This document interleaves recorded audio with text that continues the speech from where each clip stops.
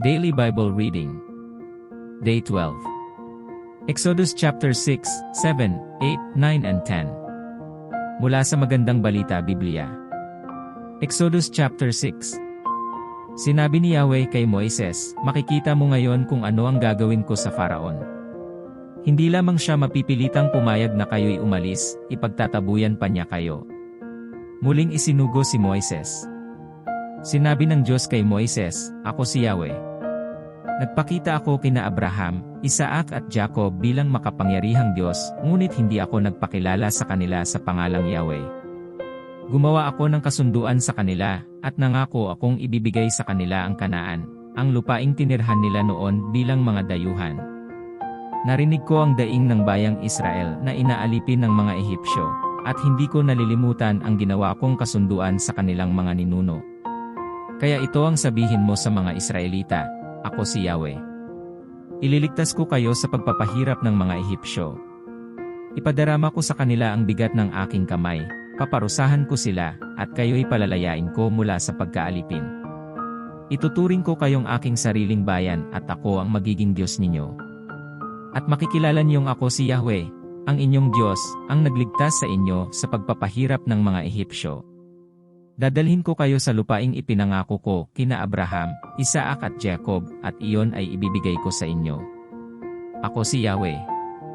Sinabi ito ni Moises sa mga Israelita, ngunit ayaw na nilang maniwala dahil sa panghihina ng loob at dahil sa matinding kahirapang kanilang dinaranas.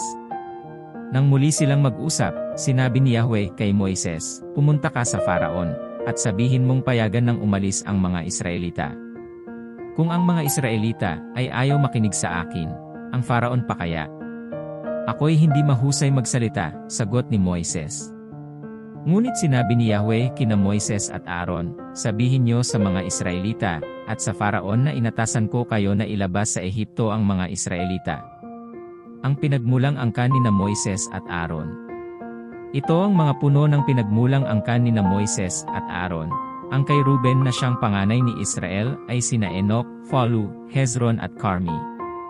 Ang kay Simeon ay sina Jemuel, Jamin, Ohad, Jakin, Zohar at Sol na anak ng isang Kananya. Kay Levi naman ay sina Gershon, Kohat at Merari. Si Levi ay nabuhay ng 137 taon. Ang naging anak naman ni Gershon ay sina Libni at Simi. Ang kay Kohat naman ay sina Amram, Izhar, Hebron at Uziel. Nabuhay si Kohat ng 133 taon. Naging anak ni Merari sina Mahali at Musi. Ito ang mga angkan sa lipi ni Levi. Napangasawa ni Amram si Jochebed na kapatid ng kanyang ama, at naging anak nila sina Aaron at Moises.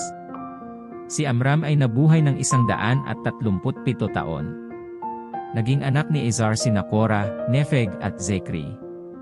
Ang mga anak naman ni Uziel ay sina Misael, Elzaphan at Sitri. Napangasawa ni Aaron si Elizabeth na kapatid ni Naason at anak ni Aminadab. Naging anak nila sina Nadab, Abihu, Elizar at Itamar. Ang mga anak ni Korah ay sina Aser, Elkana at Abiasaph. Ito ang mga angkan sa lipi ni Korah. Napangasawa ni Elizar na anak ni Aaron ang isang anak ni Phushel, at naging anak nila si Phinehas. Ito ang mga puno ng angkan ng mga Levita, ayon sa kani-kanilang lipi. Sina Aaron at Moises ang inutusan ni Yahweh na manguna sa Israel, upang mailabas sila sa Ehipto ayon sa kani-kanilang lipi. Kaya't sinabi nila sa Faraon na palayain ang mga Israelita. Inutusan sina Moises at Aaron.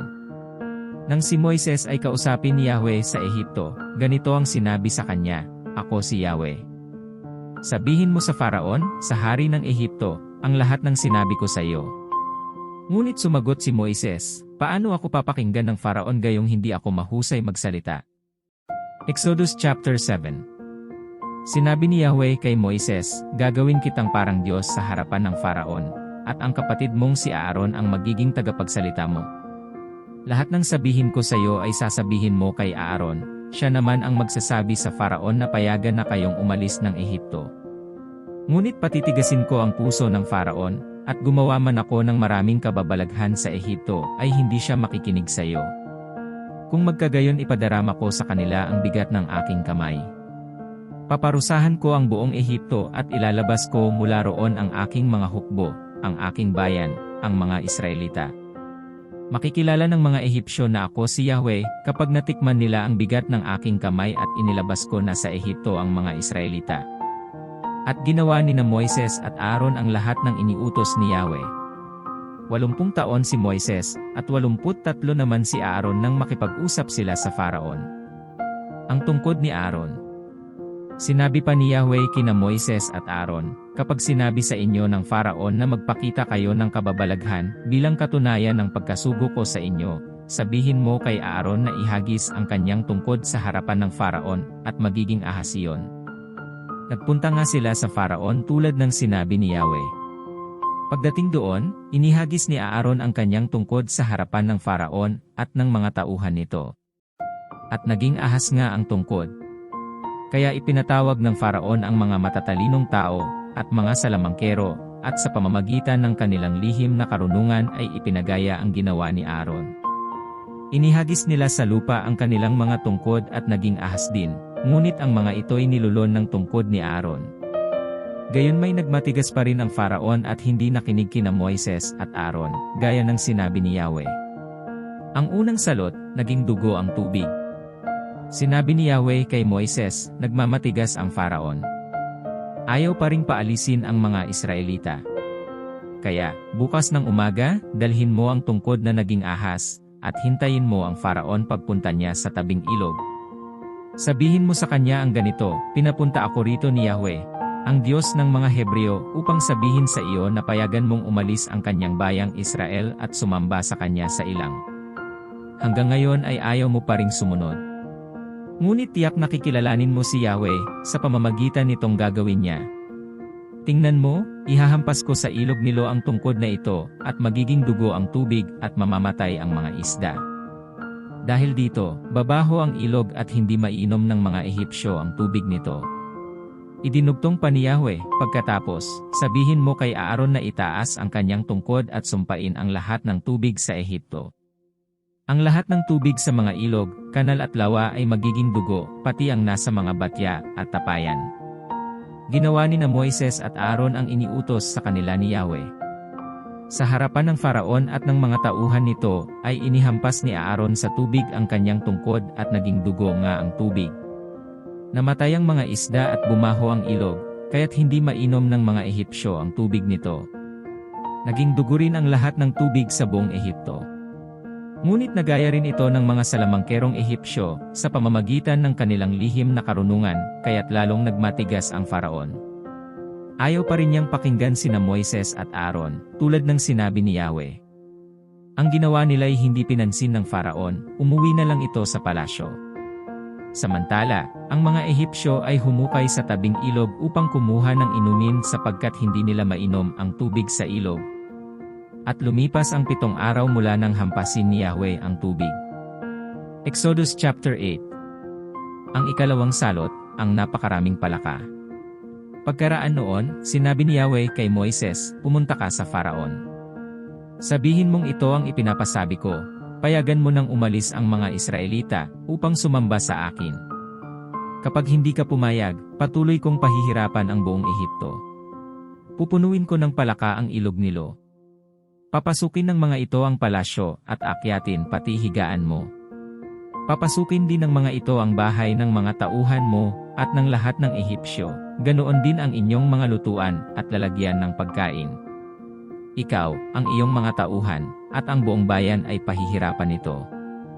Sinabi pa ni Yahweh, sabihin mo naman kay Aaron na itapat niya sa ilog ang kanyang tungkod, gayon din sa mga kanal at mga lawa, upang mapuno ng palaka ang buong Ehipto. Ganoon nga ang ginawa ni Aaron. Umahon sa ilog ang mga palakang di mabilang sa dami at kumalat sa buong Ehipto. Ngunit nagaya rin ito ng mga salamangkero sa pamamagitan ng kanilang lihim na karunungan. Ipinatawag ng Faraon sina Moises at Aaron.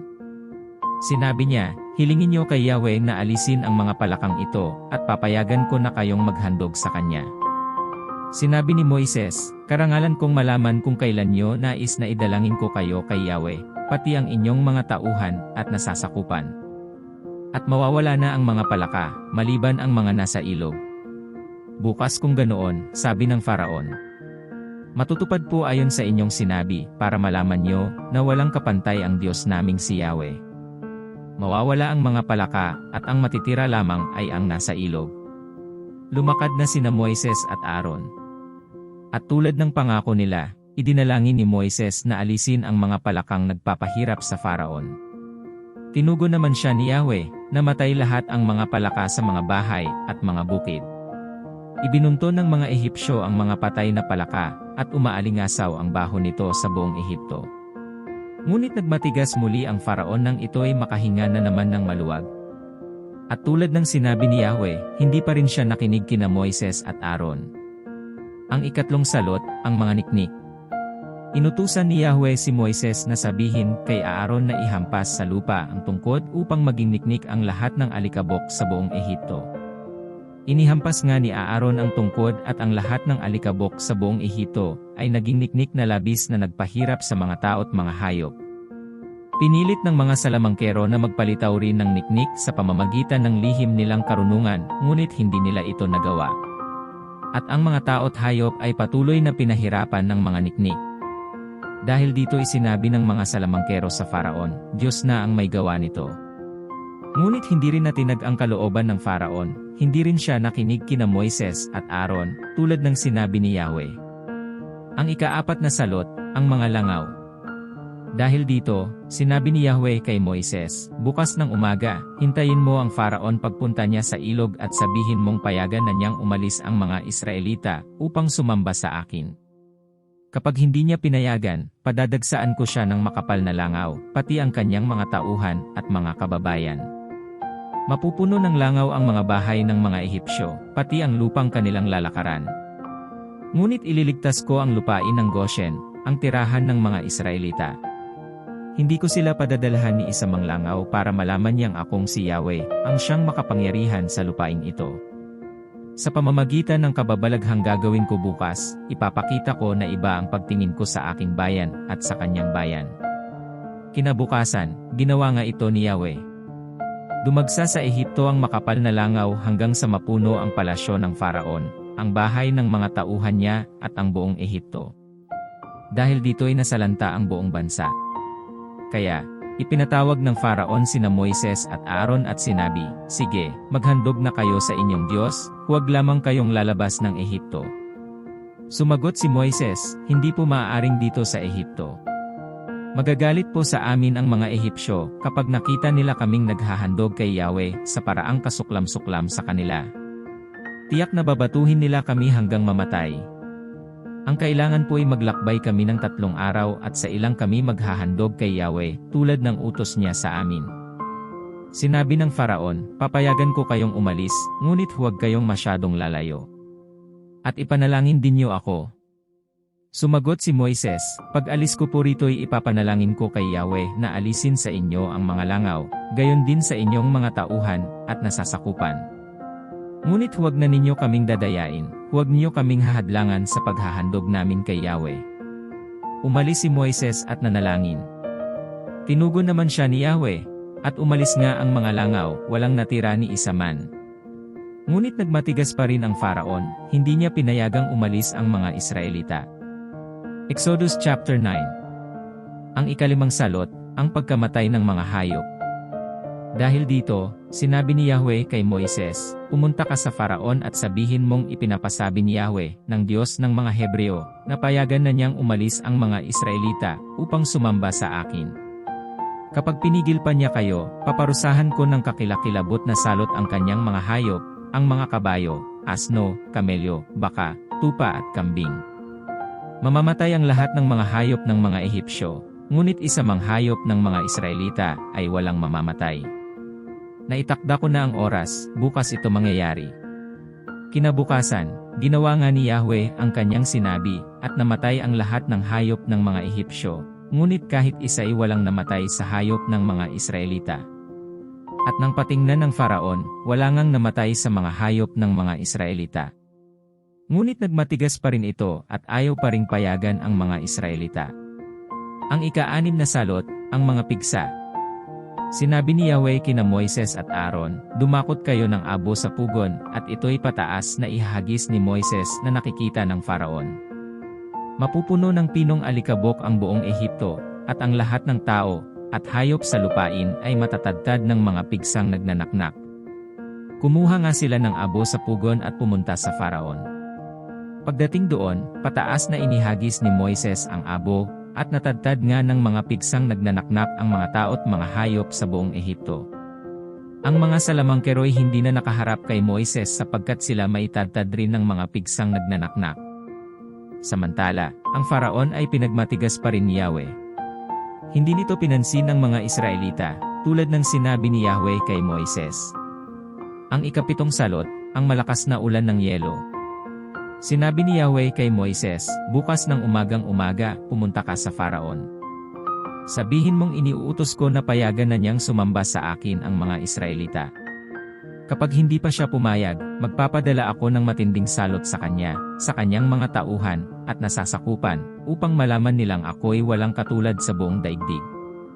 Kung siya at ang buong bayan ay pinadalhan ko agad ng salot na sakit, sana'y patay na silang lahat.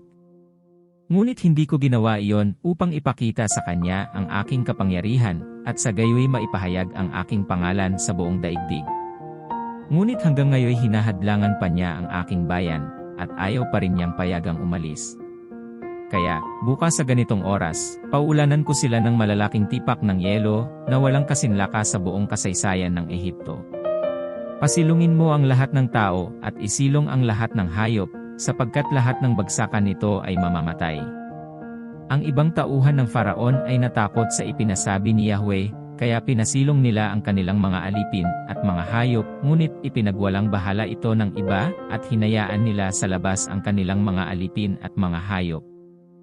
Sinabi ni Yahweh kay Moises, "Iunat mong pataas ang iyong kamay at uulan ng malalaking tipak ng yelo sa buong Ehipto, at babagsak ito sa mga tao't mga hayop na nasa labas, pati sa mga halaman." Itinaas nga ni Moises ang kanyang tungkod. Gumuhit ang kidlat, dumagundong ang kulog at umulan ng malalaking tipak ng yelo sa buong Ehipto.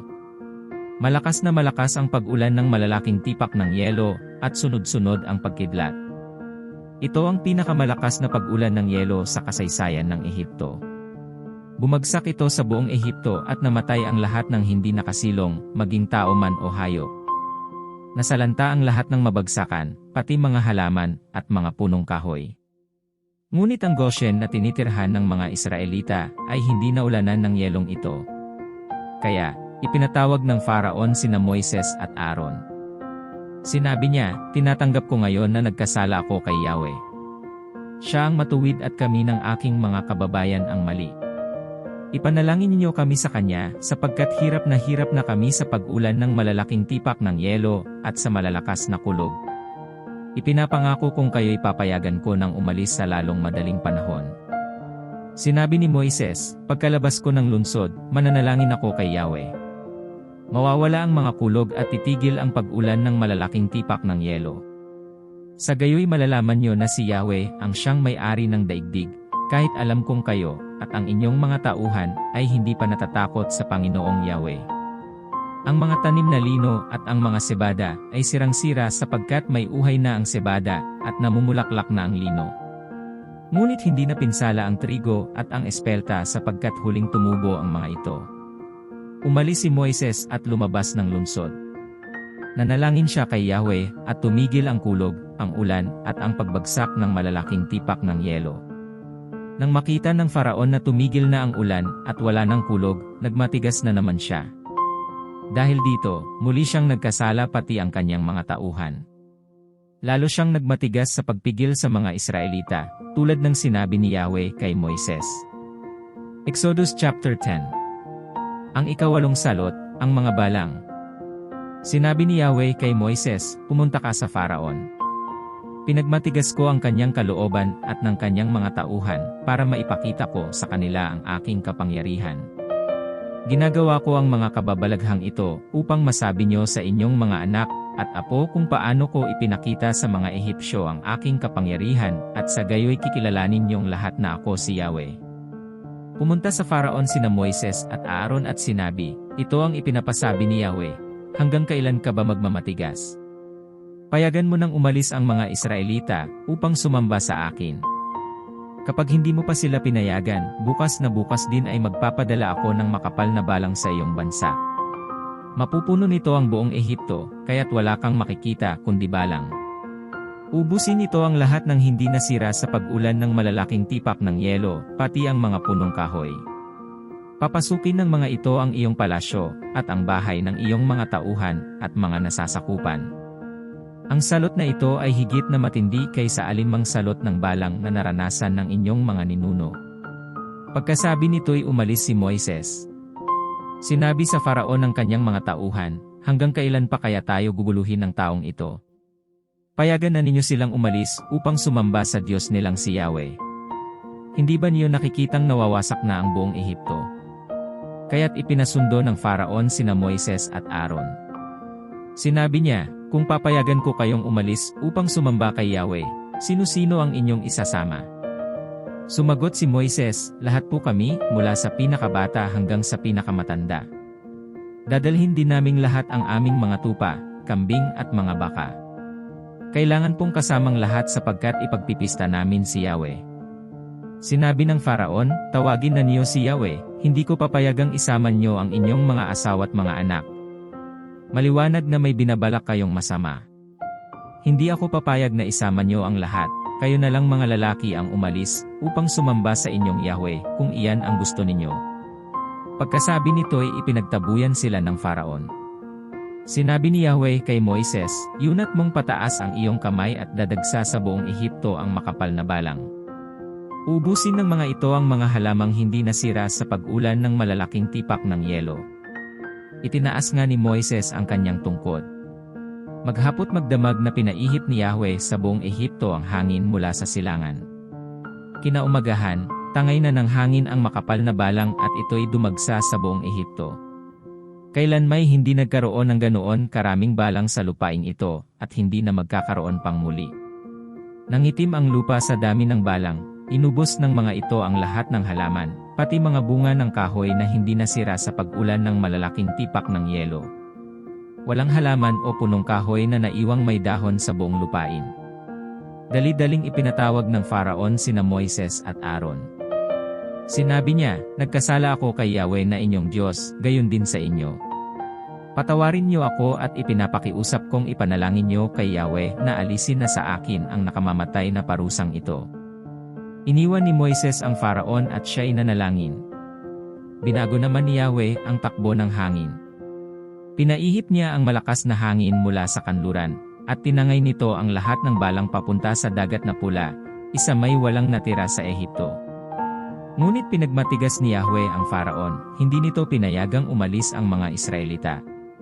Ang ikasyam na salot, ang kadiliman sa Ehipto.